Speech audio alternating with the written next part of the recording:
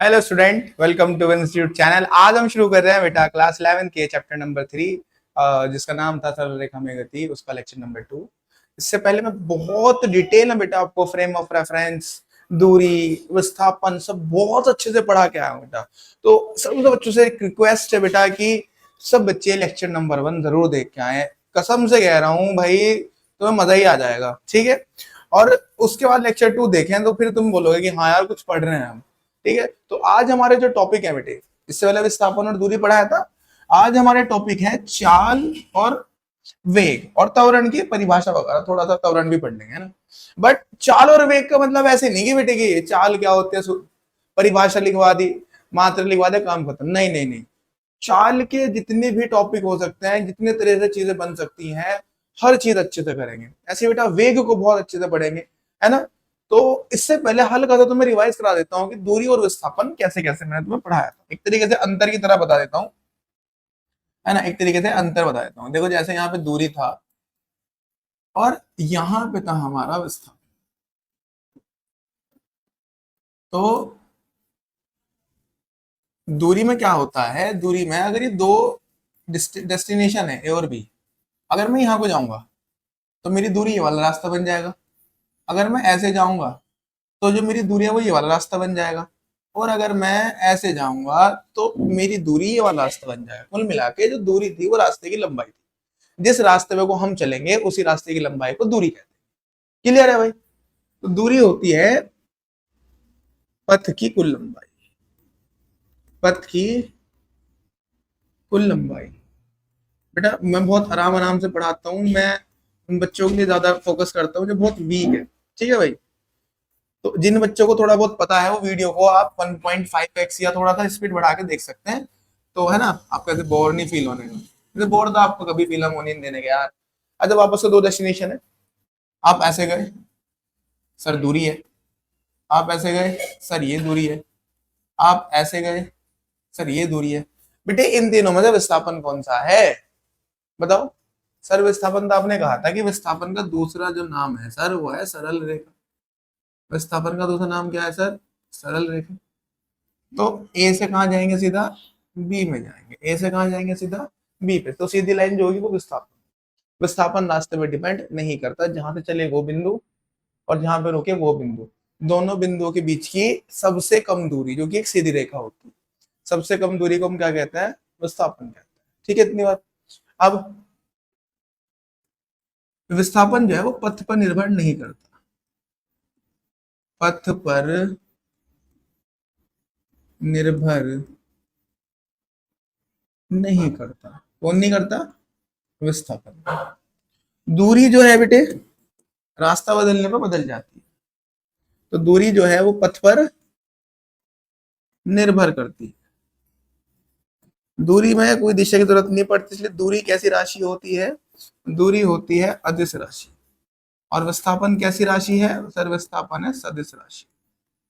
ठीक है बेटा। दूरी जो है वो सदैव होती है धनात्मक। दूरी सदैव कैसी होती है, धनात्मक। ठीक है भाई। और विस्थापन, विस्थापन धनात्मक भी हो सकता है, विस्थापन ऋणात्मक भी हो सकता है, और विस्थापन शून्य भी हो सकता है। बाकी मात्रक विमा मीटर पर सेकंड होता है, मात्रक विमा दोनों की L T minus, sorry L होती है, मात्रक मीटर होता है। ठीक है बेटा, क्लियर हुआ इतना, बात समझ आ गया होगा। अब जरा आगे चलते हैं। ये तो मैं पढ़ा चुका हूँ, बस थोड़ा रिवाइज कराया है जिससे कि तुम्हें मजा आ जाए। मजा तो तुम्हें आता ही है जिंदगी में। तो ये चाह भाई, तो आज जो हमारा पहला टॉपिक है बेटा, टॉपिक का नाम है भाई चाल। टॉपिक का नाम क्या है, चाल। इंग्लिश में क्या कहते हैं चाल को, स्पीड कहते हैं। क्या कहते हैं भाई, स्पीड कहते हैं। ठीक है भाई। अब चाल क्या होती है, चाल होती है कि मैं एक सेकंड में कितनी दूरी तय करता हूं। बेसिकली देखो काफी सिंपल तरीके से बताऊंगा यार, बुक की लैंग्वेज तो हर कोई लिखवा देगा तुम्हें। एक सेकंड में मैं जितनी दूरी तय करूंगा उसे हम क्या कहते हैं, चाल बोल देंगे। आगे बात समझ। एक सेकंड में क्या करूंगा, मैं जितनी दूरी तय करूंगा उसको मैं क्या कह दूंगा, चाल कह दूंगा। तो किसी वस्तु द्वारा एकांक समय में तय की गई पथ की कुल दूरी क्या कहलाएगी, चाल कहलाएगी। याद अगर रखना है, एक सेकंड में आप जितनी दूरी तय करते हो उसको हम क्या कहते हैं, चाल कहते हैं। आगे होगी बात समझ। तो परिभाषा लिखते हैं फटाफट। परिभाषा क्या है भाई?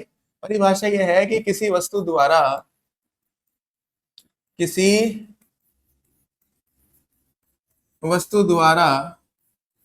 एकांक समय का मतलब होता है 1 सेकेंड, एकांक समय में तय की गई पथ की कुल दूरी, एकांक समय में तय की गई दूरी भी लिख सकते हो, कोई दिक्कत नहीं है, चाल कहलाती है। क्या कहलाती है बेटा? चाल कहलाती है। इसे v से प्रदर्शित करते हैं। किससे करते हैं? v से प्रदर्शित करते हैं। क्लियर है इतनी बात? तो एकांक समय मतलब कोई भी वस्तु 1 सेकंड में जितनी दूरी तय करती है उस दूरी को हम क्या कहते हैं? चाल कहते हैं। सिंपल है इतनी बात। अब थोड़ा समझो। मान लो ये पॉइंट ए था, ठीक है, मैं यहां से गया पॉइंट बी पर, यहां से यहां तक की दूरी थी एस। कितनी थी बेटा? एस। और मुझे यहाँ पे जाने में कितना समय लगा? टी समय लगा। कितना समय लगा? टी समय लगा। तो चाल का जो फॉर्मूला होता है, सबने पढ़ भी रखा होगा छोटी क्लास में भी, चाल बराबर होता है सर दूरी बटा समय। सर दूरी बटा समय को हम चाल कहते हैं। सर आपने बोला चाल को लिखते हैं v से, सर दूरी को लिखते हैं s से, और सर समय को लिखते हैं t से। समय किससे लिखते हैं सर? t से। तो v बराबर क्या हो गया sir? s upon T. v बराबर क्या हो गया? s upon T. अब देखो जरा, s अपॉन टी तुम्हें याद नहीं करना है, थोड़ी सी और चीजें याद करनी है। जैसे देखो बेसिक फॉर्मूला तो ये हो गया भाई, चाल बराबर होता है s अपॉन टी लगा देते हैं, ठीक है। एक तुम्हें ये भी याद रखना है बेटे कि v बराबर होता है s2 minus s1 divided by t2 minus T. ये फॉर्मूला तुम्हें बहुत ज्यादा हेल्प करेगा जब मैं तुम्हें पढ़ाऊंगा ग्राफ। क्या पढ़ाऊंगा? ग्राफ पढ़। आगे बात समझ? अरे बेसिकली कब लगता है? जब 0 से स्टार्ट करते हैं। मान लो मैं पहली 5 मीटर पे खड़ा हूँ, S1 5 हो गया, मैं 5 से 10 मीटर पे गया, है ना? तो अब मैं क्या करूंगा? तो 10 मीटर S2 माइनस 5 ही हो जाएगा। तो इस तरीके से करना होता है। बट ये फॉर्मूला तुम्हें कहाँ याद रखना है? ग्राफ में याद रखना है कि सर ने फॉर्मूला ग्राफ के लिए लिखवाया है। जब तुम्हें ग्राफ पढ़ाऊंगा ना तो ये तुम्हें वहां बहुत ज्यादा हेल्प करेगा, ठीक है।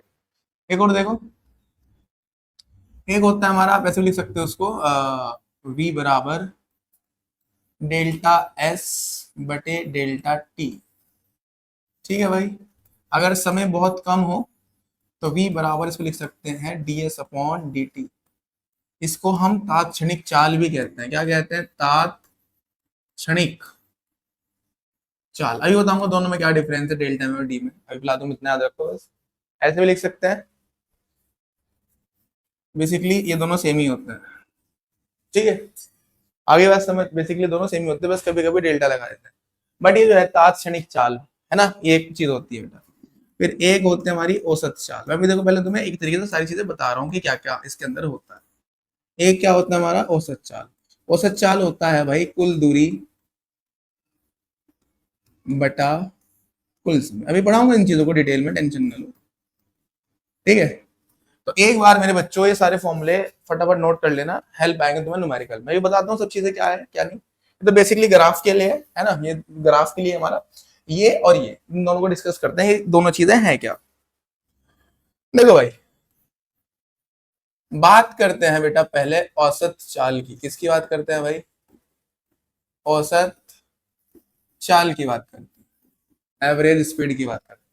यार एक बात बताओ, तुम जो हो अपने घर से गए कहीं, मान लो 100 किलोमीटर दूर गए। कितने दूर गए?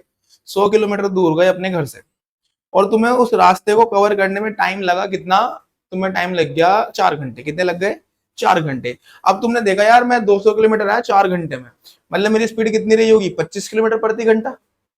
औसत जो चाल होते बेटा, उसमें जब जर्नी खत्म हो जाती है ना, उसके बाद हम बैठ के डिस्कस करते हैं। अच्छा मैं चला तो मैंने 100 किलोमीटर दूरी तय करी 4 घंटे में, इसका मतलब 1 घंटे में 25, 1 घंटे में 25, 1 घंटे में 25, 1 घंटे में 25, 4 घंटे में 100 किलोमीटर हो गए। बट बेटा क्या ऐसा पॉसिबल है? कि आप जिस स्पीड से निकले हो घर से, मतलब इसका मतलब तो ये होगा कि आपकी भाई हर समय स्पीड जो है वो 25 किलोमीटर प्रति घंटा रही होगी।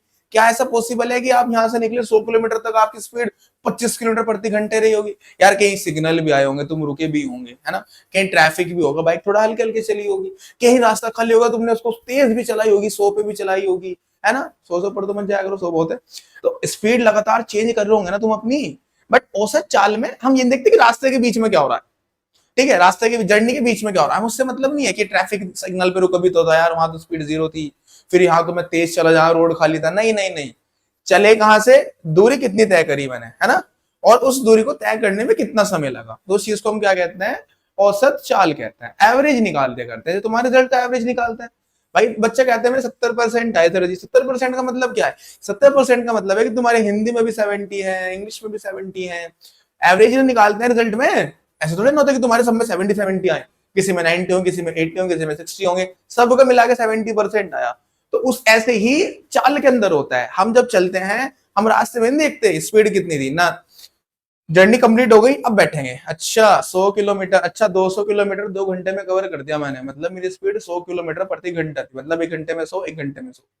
जबकि ऐसा नहीं हुआ होगा, कहीं रुके भी होंगे तुम, है ना, 5-6 मिनट रेस्ट भी करा होगा। तो ये चीजें होती हैं। तो औसत चाल में जर्नी कंप्लीट होने के बाद बात करते हैं, तभी तो हमने क्या लिखा था कि भाई जो हमारा औसत जो चाल है हमारी, औसत चाल जो है हमारी वो क्या होती है, कुल दूरी, मतलब जब हम पूरी जर्नी कवर कर लूंगा तब लगेगा ये, बटे कुल समय, टोटल समय कितना लगा, इसको लिखते हैं वी एवरेज। अभी इस पे वापस आऊंगा मैं, बड़े अच्छे से सवाल बनते हैं इसके ऊपर। वी एवरेज, कुल दूरी कितना, कैपिटल एस लिख देते हैं, और कुल समय कितना, कैपिटल टी लिख देता हूँ, चलो इसको भी, है ना। तो ये बन गया हमारा औसत चाल। ठीक है भाई, इतनी बात औसत चाल समझ आ गई होगी। जर्नी खत्म होने के बाद मेजर करेंगे दूरी कितनी लगी, समय कितने लगा, ठीक है भाई। ठीक है सर, अब सर ये जो आपने डी वाला लिखा था ना, ये समझ नहीं आया। हमने ये लिख रखा है वी बराबर D S upon D T, भाई ये बहुत इंपॉर्टेंट है, अवकलन फॉर्म है ये, ठीक है। इसको कहते हैं तात क्षणिक चाल, क्या कहते हैं इसको, इसको कहते हैं तात क्षणिक चाल, इंस्टेंटेनियस स्पीड, ठीक है भाई, इंस्टेंटेनियस स्पीड। अब जैसे मैं चला, घर से निकला भाई अपने यहाँ गड्डी लेके मैं अपने घर से निकला यार कि मुझे दिल्ली जाना है, तो मैं चला रास्ते में, अब मेरे से कोई किसी पर्टिकुलर सेकंड में पूछ ले, रास्ते के बीच में सवाल करेगा आपसे कि मुझे बताओ जब तुम्हें 12 सेकंड हो गए तो 12वें सेकंड पे अपनी स्पीड बताओ कितनी होगी, घर से निकले हुए जो 11 से 12वां सेकंड हुआ ना वो, उस सेकंड में बताओ मेरी चाल कितनी होगी। तो ऐसे ही जब आप जर्नी के बीच में किसी भी एक है ना पर्टिकुलर छोटे से टाइम इंटरवल के लिए पूछ लोगे, उसे हम क्या कहते हैं, तात्क्षणिक चाल कहते हैं। आई होप समझ आ गया होगा, ठीक है। अवकलन रूप है बेटा, अवकलन में समझ में होगा। सवाल कैसे आएंगे देखो, अभी कराना बट आगे बता दूंगा। सवाल ऐसे आता है, तुम्हें एस का इक्वेशन दे देगा टाइम के अंदर कि भाई 4t² प्लस 3t, 3 मीटर है एस की जो इक्वेशन है। अब मुझे यूं बताओ जब t बराबर 1 सेकंड पर, t बराबर 1 सेकंड पर चाल बताओ कितनी है, तो यहां पर तुम्हें इस चीज को पकड़ना है, इस चीज को अगर आ जाएगा पर तो ये लगेगा, और अगर पर की जगह आ जाएगा मैं कि t बराबर या 1 सेकंड में या 2 सेकंड में या 4 सेकंड में 5 सेकंड में, देखो ये है पर, पर का मतलब है, चलो मान लो एक की जगह मैं लिख देता हूं 3 सेकंड, मैं कहता हूं 3 सेकंड पर, 3 सेकंड का मतलब है जब 2 से ना तीसरा सेकंड हुआ है उस 1 सेकंड में बताना है, पर का ये मतलब है। और 3 सेकंड में, 3 सेकंड का मतलब 1 2 3, इन 3 सेकंड के अंदर बताना है। तो अगर तुम्हें ये वाला वर्ड दिख जाए, पर दिख जाए, तो अगर तुम्हें पर दिख जाए तो इससे करेंगे बेटा। और अगर मान लो क्वेश्चन ऐसे आ जाता है कि 3 सेकंड में चाल बताओ, इक्वेशन ऐसे दे देगा बट में लगा देगा पर की जगह, तो फिर तो आपको वही जो मैंने ग्राफ वाला कराया था ना, S2 minus S1 T2 minus T1, इससे करना है। कराऊंगा बेटा हर एक सवाल हर एक चीज सब कराऊंगा, बिना कराए कहीं नहीं जा रहा मैं, बस जो तुम्हें बता रहा हूं उस चीज को थोड़ा ध्यान समझो। चाल क्या होती है, एकांक समय में किसी वस्तु द्वारा तय की गई दूरी चाल कहलाती है। 1 सेकंड में आप जितनी दूरी तय करते हो उसको हम चाल कहते हैं। चाल बराबर दूरी बटा समय, है ना। लोग बाग v बराबर है अपॉन टी लिखवा के खत्म कर देते हैं, हमने तुम्हें और भी चीजें बताई कि बेटा v बराबर है अपॉन टी नहीं होता, ग्राफ जब यूज करूंगा तो v बराबर होगा s2 minus s1 upon t2 minus t1, ठीक है। उसके बाद तुम्हें औसत चाल बताई कि भाई जब मैं कहीं से बेटा मैंने जर्नी कंप्लीट कर ली 100 किलोमीटर 200 किलोमीटर, फिर मैं बैठा कि यार मुझे 200 किलोमीटर कवर करने में मुझे लगे 5 घंटे। कितने घंटे लगे? 5 घंटे लगे। इसका मतलब मैं 1 घंटे में कितना कवर कर रहा था? मैं 1 घंटे में 40 किलोमीटर कवर कर रहा था, है ना। बट एक्चुअल में तो ऐसा नहीं होता है, तुम रुके भी होंगे चले भी होंगे, बट हमें उससे मतलब नहीं है कि जर्नी के बीच में क्या हुआ, टाइम कितना लगा, डिस्टेंस कितनी कवर करी, बात खत्म। कुल दूरी बटा कुल समय।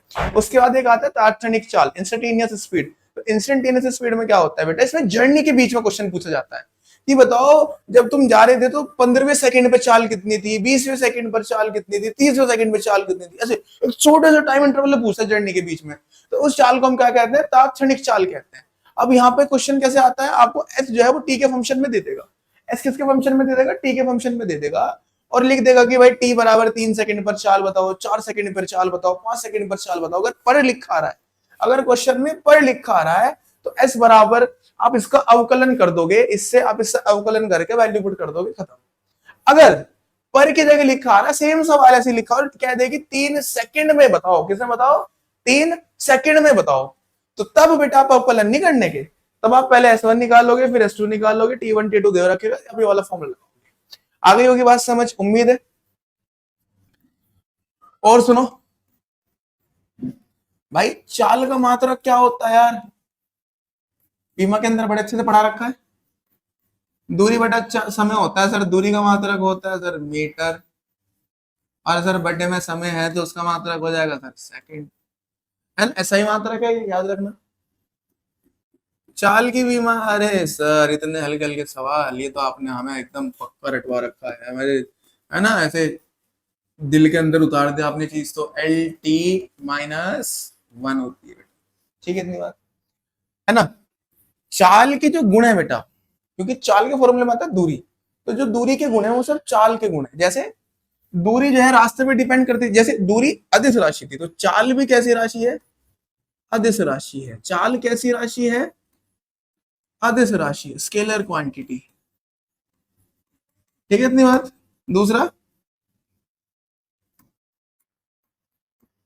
जैसे दूरी जो है रास्ते पर निर्भर करती थी, चाल भी जो है वो पथ पर निर्भर करती है।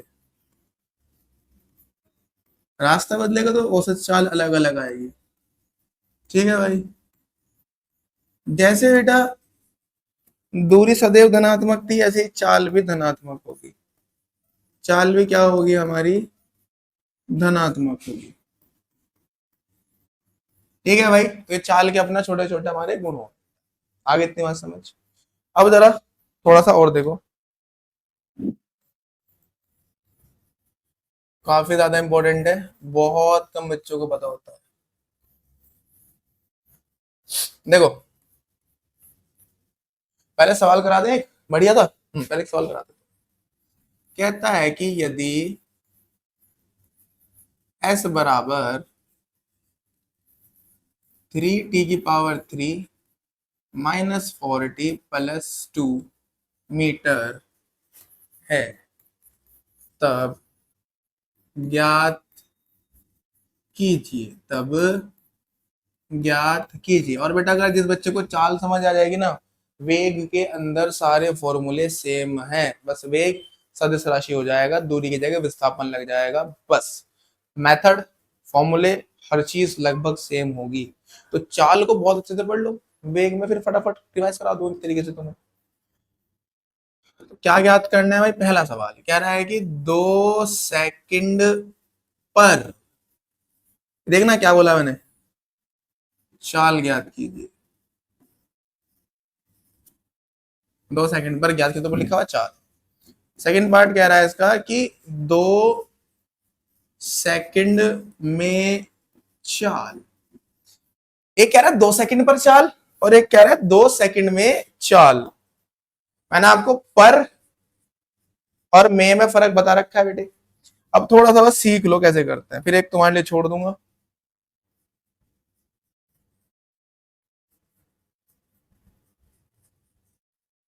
चलो भाई देखो जरा बेटे सॉल्यूशन, अब फटाफट देखते हैं। पहले पर वाला करा रहा हूं फर्स्ट पार्ट। देखो s कितना दिया है, s दिया है सर 3t⁻³ -4t+2। हम जानते हैं, पर की बात हो रही है ना बेटा,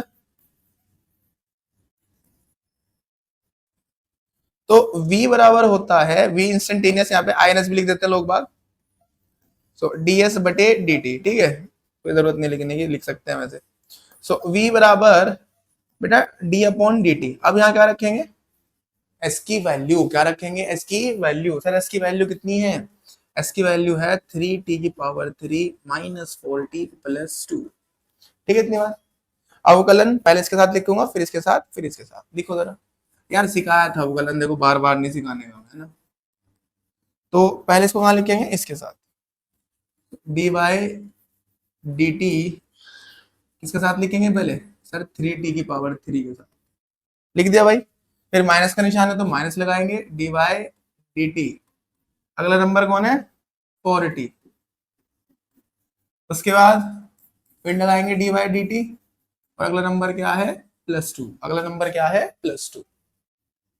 अब नियतांक बाहर निकाल लेंगे, जैसे 3 बाहर आ गया, तो dy/dt और t⁻³ माइनस, यहाँ पे कौन है, 4 है, नियतांक बाहर आ जाएगा, तो जाएगा dt/dt, सेम सेम हो गया। और नियतांक का अवकलन कितना होता है बेटा, 0, नियतांक का अवकलन कितना होता है, 0। अब अवकलन करना सिखा रखा है भाई, पावर जो है, जितनी भी पावर होती है उसको लिख देते हैं मल्टीप्लाई, और जिसकी पावर होती है, टी की पावर थी ना, जो पावर जैसे मल्टीप्लाई लिख दिया, अब जितनी पावर थी उससे कम कर देंगे, पावर 3 थी, एक कम कर दो, 2 बची, तो पूरा कटी गया, ये हो गया -4, 3 तिया 9, t² -4, ये आ गया मेरा v का समीकरण, ठीक है। अब कितने पूछा था, उसने पूछा 2 सेकंड पर, t बराबर 2 सेकंड रख दो, t बराबर 2 सेकंड रखने पर, तो भाई v बराबर हो गया बेटा 9, t की वैल्यू कितनी है 2, तो इसका स्क्वायर कर देंगे -4, तो v बराबर हो गया 9, 2 का स्क्वायर कितना होता है 4, -4, 9 चौक 36, -4, जो कि कितना जाएगा 32 मीटर, जो कितना जाएगा मीटर प्रति सेकंड, मीटर प्रति सेकंड, तो आंसर कितना आ गया 32 मीटर पर सेकंड आ गया, ठीक है, इतनी बात। आगे चलते हैं, अभी मे वाला, अच्छा इसकी इक्वेशन जो है वो लिख लेता हूँ मैं, एक्स की इक्वेशन दे रखी है, बार बार पीछे नहीं जानेंगे ना, फिर ये लिख देंगे। अब मे कैसे निकालते हैं भाई, देखो, अगर यह लिखता कि 1 से 2 सेकंड, 4 से 5 सेकंड, 10 से 15 सेकंड, तो वो T1 होता, बट इसमें खाली 2, तो इसका मतलब 0 से स्टार्ट हो रहा है, कहां स्टार्ट हो रहा है, 0 से। अरे मैं ये बोला बेटा, अगर मैं कहता कि भाई 2 से 4 सेकंड, तो ये T1 होता है, ये T2 होता। मैं कहता कि भाई 5 से 7 सेकंड, तो ये T1 होता है, ये T2 होता। बट उसने खाली क्या रखा है 2 सेकंड, तो मतलब काउंटिंग कहां से स्टार्ट हो रही है, 0 से, तो T1 कितना होगा मेरा, 0, T1 कितना होगा मेरा, 0 होगा सर, ठीक है भाई। तो पहले हम रखेंगे T1 बराबर कितना है हमारा 0, तो t बराबर 0 पर, t बराबर 0 रखने पर, रखो भाई, ये मेरा T1 कहलाएगा, तो S क्या बन जाएगा, S1 3, t की वैल्यू कितनी है 0, t की पावर थी 3, पावर 3 लगा दोगे, माइनस की जगह -4, t की जगह कितना 0, और प्लस में 2, तो भाई S1 हो गया बेटा 0 की पावर 3, 0, 0 गुणा 3 0, 0 गुणा 4 0, कितना बचा, 2 बचा। तो जब टाइम 0 था तो मेरी दूरी कितनी थी, 2 मीटर, ठीक है, इतनी बात। अब कितने पूछा, 2 सेकंड पर, अब आप रख दोगे t बराबर 2 सेकंड रखने पर, t बराबर 2 सेकंड रखने पर, रख दो जरा, तो ये हो जाएगा S2, कितना है 3, t की पावर 3 है, तो t जगह कितना रखूंगा 2, तो ये बन जाएगा 2 की पावर 3, ठीक है। फिर है माइनस, तो माइनस लगाओ, उसके बाद है 4, 4 लिख दिया, फिर है t, t कितना है मेरा 2, तो मल्टीप्लाई बाय 2 और +2, कोई दिक्कत तो नहीं इसमें, ठीक है भाई, आगे चलते हैं। तो ये हो जाएगा S2 इज इक्वल्स टू 3, तो है यहाँ पे, 2 की पावर 3 होता है 8, 2 की पावर 3 क्या होता है 8, माइनस 4 दूनी 8, और +2, करो भाई गुणा, 8 तिया 24, 8 तो 24 होता है, माइनस कितना 8 और प्लस कितना 2, इन दोनों को जोड़ दो, 24 और 2 को जोड़ दो, 24 और 2 कितना होता है 26 माइनस 8, 26 में से 8 घटाओ कितना बचेगा 18 मीटर। S2 कितना आ गया 18 मीटर आ गया, कोई दिक्कत तो नहीं इसमें। अब मैंने तुम्हें बताया था जब मे पे पूछता है तो मे का फॉर्मूला कैसे लगता है, S2 minus S1 T2 minus T1, लगाओ बेटा इसको फटाफट।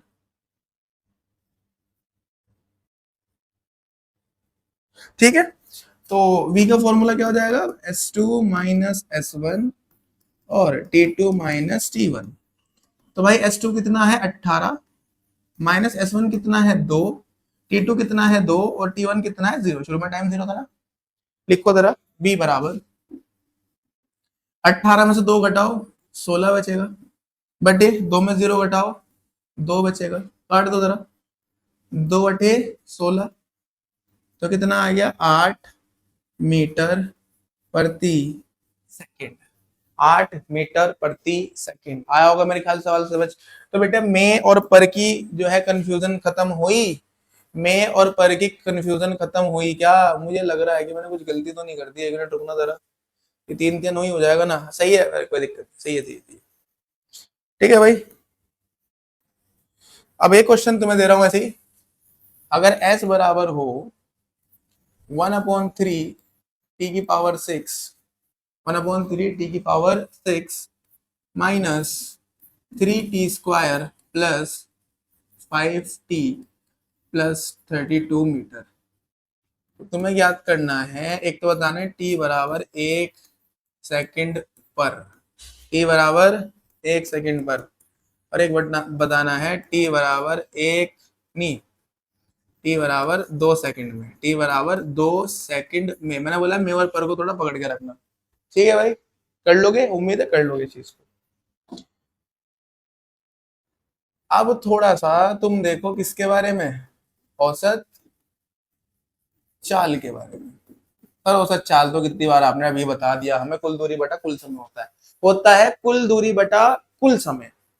अगर मैं तुम्हें दूरी ना दूं या अगर मैं तुम्हें समय ना दूं फिर कैसे करोगे, तो थोड़े से केस है जिनमें क्या होगा, औसत चाल तो निकालनी होगी मगर हमें कुल दूरी पता होगा बट हमें समय नहीं पता होगा, या हमें कुल समय पता होगा हमें कुल दूरी नहीं पता होगा, तो दो केस हो सकते हैं, समझो जरा, दो केस कौन कौन से। मान लिया कोई जर्नी है यहाँ से यहाँ तक मेरी एक, है ना भाई, एक जर्नी बनाई मैंने और ये जर्नी को मैंने ऐसे डिवाइड कर दिया। अब ये S1 डिस्टेंस है, ये S2 डिस्टेंस है, ये S3 डिस्टेंस है, ये S4 डिस्टेंस, ठीक है, वो कुछ नहीं है उधर से।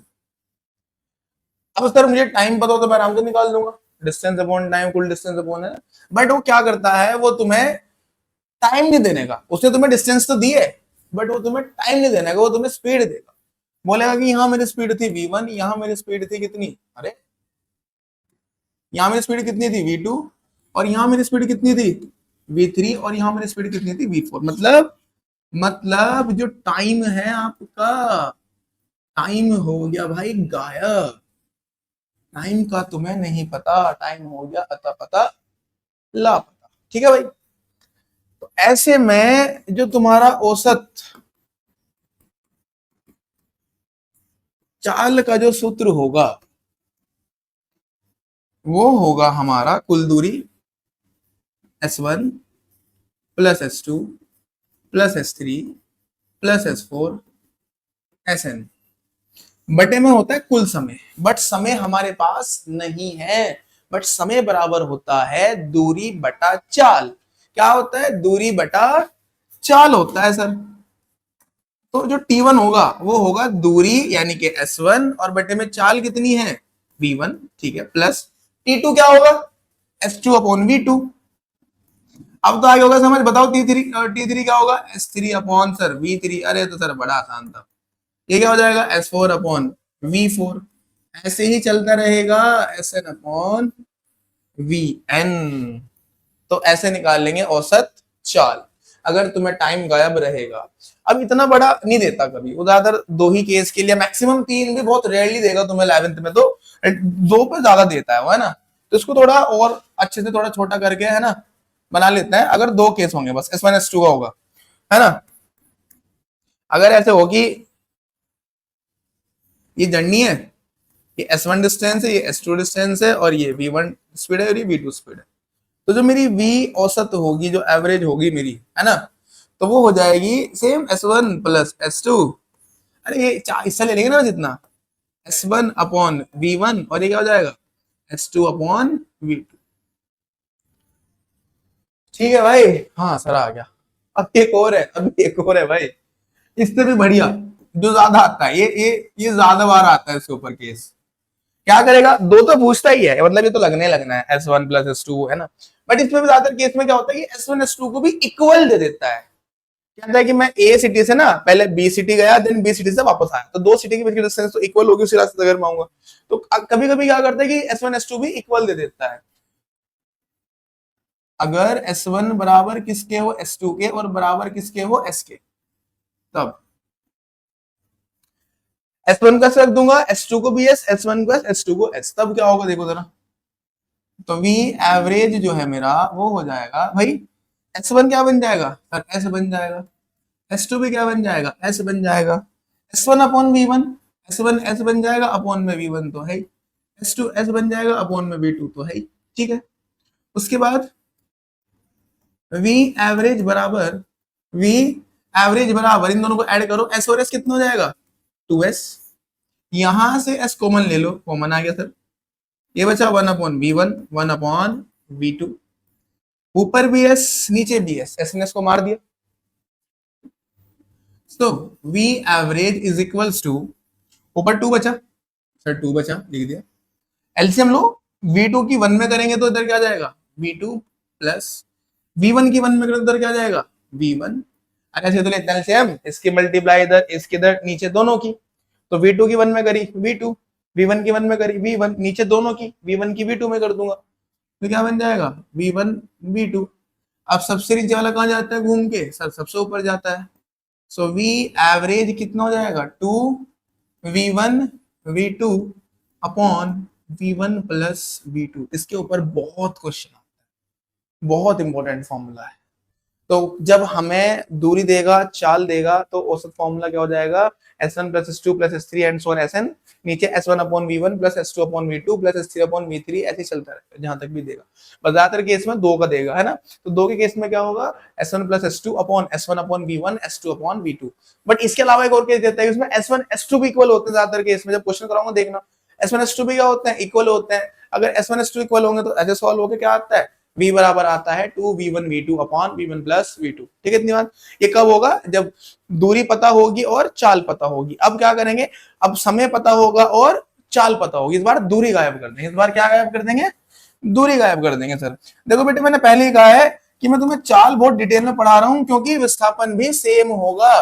तो जो केस यहाँ पे, जो मतलब जो फॉर्मूले जितने भी बन रहे हैं ना, ये जितने भी जो फॉर्मूले बन रहे हैं, ये जब चाल के भी और ये विस्थापन के भी है, औसत विस्थापन का भी यही फॉर्मूला लगेगा, यही फॉर्मूला बनेगा, यही बनेगा। औसत विस्थापन के बेटा ds अपॉन dt होगा, सब सेम ही रहेगा। तो मैं सिर्फ चाल पढ़ाऊंगा और विस्थापन को थोड़ा सा बता दूंगा कि इससे कितना डिफरेंशिएट है, बस बाकी फॉर्मूले सेम रहेंगे। उसमें क्या है, वो जीरो भी हो सकता है ना, वो ऋणात्मक भी हो सकता है, वो धनात्मक भी हो सकता है, वो रास्ते पर निर्भर नहीं करता। जो विस्थापन के गुण थे वो वेग के गुण है, तो जब वेग आएगा वो तुम्हें तब बता दूंगा मैं। बस चाल को ध्यान से समझो, चाल समझ में आ गई, वेग समझ में आ जाएगा। हाँ तो भाई अब क्या कह रहा है सर, जर्नी तो बना दो। ये लो भैया जर्नी, ये रही, ये जर्नी है हमारी। कह रहा है कि यहाँ मैं गया V1 से, यहाँ गया V2 से, V3 V4, ऐसे Vn जा रहा होगा, time T1 T2 T3 and T4। मतलब मैं किस जर्नी में जा रहा था, मैंने 30 मिनट अपनी जो बाइक की स्पीड है वो रखी 40 किलोमीटर पर आवर, 20 मिनट अपनी स्पीड रखी मैंने 25 किलोमीटर पर आवर, और मैं जर्नी कंप्लीट, टोटल टाइम तो मिल गया मुझे 20 और 30 50। बट डिस्टेंस नहीं पता ना, तो जो V1 थी और V2 थी, इस बार तुम्हें ऐसे चाल दे देगा वो, है ना। इस बार क्या छिपा लेगा, दूरी छिपा लेगा। जब दूरी छिपा के बेटा फॉर्मूला बनता है, तो देखो जरा कैसे बनेगा। तो यहाँ लिखते हैं, कुल दूरी लिखते हैं ना, S1 S2 S3 S4, ऐसे लिखा था पिछली बार। दूरी बराबर क्या होता है सर, दूरी बराबर होता है चाल गुना समय। तो S1 कैसे लिखूंगा, चाल गुना समय, तो S1 हो गया V1 T1, plus S2 V2T2। अरे सर ये तो बड़ा आसान है, ये भी आसानी है। V3T3 V4T4, जहां तक भी देगा है ना, VN डिवाइडेड बाय समय तो दे रखा है इस बार, कुल दूरी बटा कुल समय, समय तो दे रखा है T1 T2 T3 T4 TN। तो अगर मुझे समय और चाल देगा तो औसत चाल का फॉर्मूला ऐसे बनेगा। फिर वही दो केस ज्यादा यूज होते हैं, दो केस ज्यादा यूज होते हैं मेरे बच्चों, थोड़ा सा तुम चीजों को ध्यान से पढ़ो। अगर दो केस लेंगे तो बस ये दो केस ले लोगे आप, ये वाले।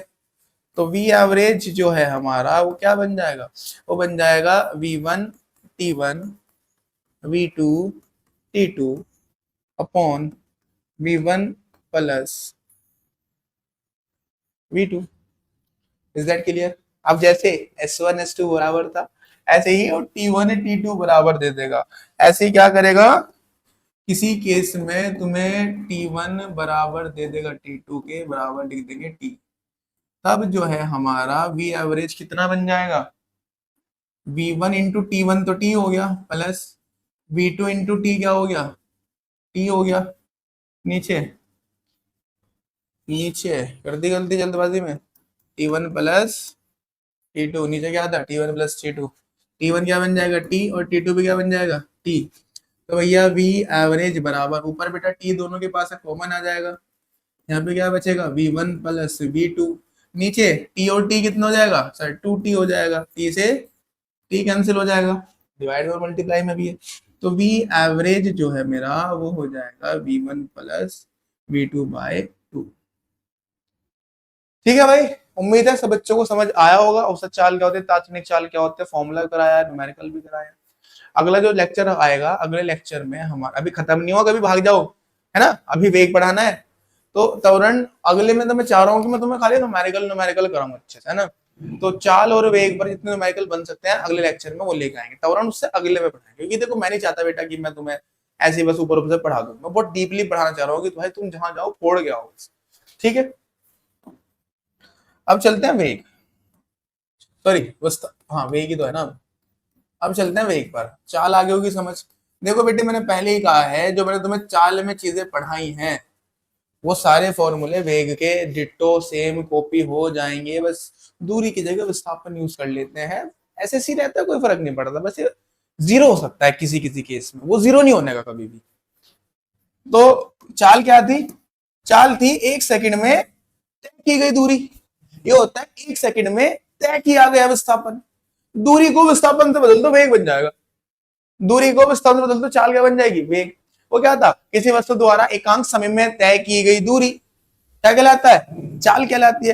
किसी वस्तु द्वारा एकांक समय में तय किया गया विस्थापन वेग कहलाता है। एक सेकंड में आप जितना वेग विस्थापन तय करोगे उसे हम क्या कह देंगे, आपका वेग कह देंगे। ठीक है भाई,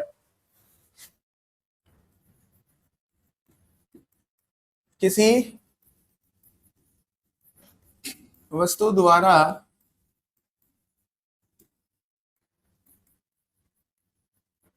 एकांक समय में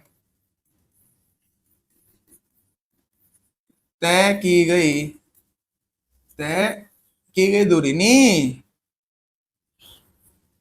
इस बार तो विस्थापन आएगा, तय किया गया। दूरी को किससे बदल दोगे, बस विस्थापन से। विस्थापन क्या कहलाएगा, वेग कहलाता है। क्या कहलाता है, वेग कहलाता है। सिंपल सी बात है भाई। तो वेग बराबर हो जाता है विस्थापन बटा समय, विस्थापन बटा समय। ठीक है भाई, अगर बात करूं वेग का मात्रक, वेग का मात्रक, तो वेग का विस्थापन का मात्रक मीटर होता है, लिखवा रखा है सब बच्चों को, और समय का मात्रक होता है सेकंड। तो मीटर पर सेकंड हो गया। अगर मैं बोलूं वेग की विमा, वेग की विमा, तो वेग की विमा वही होती है जो चाल की होती है। विमा के अंदर बड़े अच्छे से पढ़ा रखा है, एल टी माइनस। ठीक है सर, सर इसके फॉर्मूले बता दो। अच्छा से भी वी से प्रदर्शित करते हैं, याद रखना। इसे v से प्रदर्शित करते हैं। अगर परिमाण लिखेंगे तो v से करेंगे, और अगर वेक्टर में लिखोगे तो आप इसके ऊपर ऐसे एरो लगा, ठीक है। सदिश राशि होता है, कैसी राशि होता है? सदिश राशि। तो वेग के जो फॉर्मूले हैं भाई वही है बेटा सेम, जैसे दूरी क्या थी, v बराबर है अपॉन टी, बस ऊपर ऐसे एरो लग जाएगा दोनों के ऊपर, क्योंकि दोनों एस और टी क्या होता है, वेग सदिश राशि होती है। जैसे उसमें लिखवाया था s2 minus s1 upon t2 minus t1, ये भी क्या होगा, ग्राफ में बड़े अच्छे से यूज होगा हमारा, ठीक है भाई। उसके बाद जैसे औसत चाल कराई थी, ऐसे ही क्या होता है इसमें, औसत वेग होता है, ठीक है। वहां पे क्या होता है, कुल दूरी, यहाँ पे हो जाएगा कुल, बताओ दूरी को किससे बदला हमने, सर विस्थापन से बदला है, तो यहाँ हो जाएगा कुल विस्थापन बटा कुल समय। अरे आ रही है क्या बात समझ, ठीक है। जैसे वहां पे तात्क्षणिक चाल था, यहाँ पे क्या पूछेगा, तात्क्षणिक वेग, वही है बेटा, रास्ते के बीच में पूछेगा, यहाँ वही है कि पूरा रास्ता कंप्लीट होने के बाद पूछेगा। तो तात्क्षणिक वेग हमारा v इंस्टेंटेनियस क्या बन जाएगा, ds अपॉन dt, वेक्टर में लिखना चाहो तो ऐसे लिख सकते हैं इसके, ठीक है भाई। इतनी बात क्लियर होगी सब बच्चों को। अब जैसे बेटा जो जितने भी केस हैं जो मैंने तुम्हें यहाँ कराए हैं, ये सब भी औसत वेग के भी सारे फॉर्मूले सेम आएंगे, ध्यान रखना। जो कंडीशन यहाँ पे जो चाल के लिए लग रही है, वो सारी कंडीशन आप वेग के लिए भी लगाओगे, ठीक है। तो सारे फॉर्मूले औसत वेग के भी लगेंगे, ठीक है। अब एक आखिरी और इम्पोर्टेंट बात सुन लो जरा, जाने से पहले, काफी बड़ा बड़ा लिख के जाएंगे तुम्हारे लिए, टेंशन ना लो। ये लो बड़े बड़े बना दिए, ये हो गई चाल और ये हो गया वेग, ठीक है भाई। देखो दूरी के जितने गुण है वो सब चाल के अंदर होते हैं, विस्थापन के जितने गुण है वो सब वेग के अंदर होते हैं। जैसे ये होती है अदिश राशि, कैसी राशि, अदिश राशि, और ये होती है सदिश राशि। अरे बेटी जा, अरे क्या हो रहा है, सदिश राशि ये पथ पर निर्भर करता है, पथ पर निर्भर नहीं करता, बार बार नहीं लिख रहा है यार, मैं इंपोर्टेंट लिख रहा हूँ। ये होता है धनात्मक, ये कभी बेटा नेगेटिव में नहीं जाने। अब यहाँ पे याद रखना, जहां पर औसत चाल तुम्हारी कुछ निकल के आ गई 20 25 30, वहां पर औसत वेग जीरो भी हो सकता है। तो वेग हो सकता है जीरो, धनात्मक और ऋणात्मक, नेगेटिव, ठीक है। इतनी बात, तो बस मुझे यही बात तुम्हें बतानी थी बेटा, मुझे थोड़ी सी इसके अंदर, बाकी तो वही है जो चाल और दूरी के हैं, सारे वही चीजें इनके अंदर रहती हैं। ये कभी चाल से बड़ा नहीं हो सकता, बराबर हो सकता है ना। और ये रास्ते पे निर्भर नहीं करता, रास्ते पे निर्भर करता है ना, ऐसे बहुत सारी चीजें हो गई। अब वही है कि मान लो अगर मैं भाई यहाँ से पहले एक शहर गया और उस शहर से वापस यहीं आ गया, जैसे हम अपने घर, तुम स्कूल से ट्यूशन गए, ट्यूशन से सॉरी तुम घर से स्कूल गए, स्कूल से वापस घर आ गए, तो जहां चले वहीं आ गए ना। तो अगर ऐसे होता है कि जहां से हम चले वहीं आ जाए, तो वेग तो हो जाएगा जीरो। वेग क्या हो जाएगा उस समय तुम्हारा, अगर मैं ऐसे गया और ऐसे ही वापस आ गया तो वेग हो जाएगा जीरो, बट चाल जीरो नहीं होने की, ठीक है। उम्मीद है सब बच्चों को समझ आएगा, फॉर्मूले सारे सेम सेम, मैंने पहले ही बोला, कॉपी कर लेना उसे वेग डाल के उसके अंदर भी। तो उम्मीद है सब बच्चों को समझ आया होगा। अगले लेक्चर में बेटा बड़े अच्छे अच्छे न्यूमेरिकल के साथ मिलते हैं, तब तक उम्मीद करता हूँ कि सारे बच्चे इन चीजों को बड़े अच्छे से पढ़ के आएंगे, ठीक है भाई। मजा आएगा, अगले लेक्चर में बहुत जल्द अपलोड कर दूंगा इसी वजह से, क्योंकि बहुत एक्साइटमेंट हो रहा है कि तुम्हें बड़ा अच्छे से पढ़ाऊं मैं। मिलता है बेटा, शेयर कर दो, मैं सब्सक्राइब कर दो बेटा, जितना हो सकता है भाई, फ्री ऑफ कॉस्ट बेटा, आपको इतना अच्छा कंटेंट मिल रहा है, केमिस्ट्री हो, फिजिक्स हो, है ना। अभी और भी चीजें आने वाली है तुम्हारे लिए, तो सब बच्चे दबा के लाइक कर दो बेटा, शेयर कर दो। Thank you so much.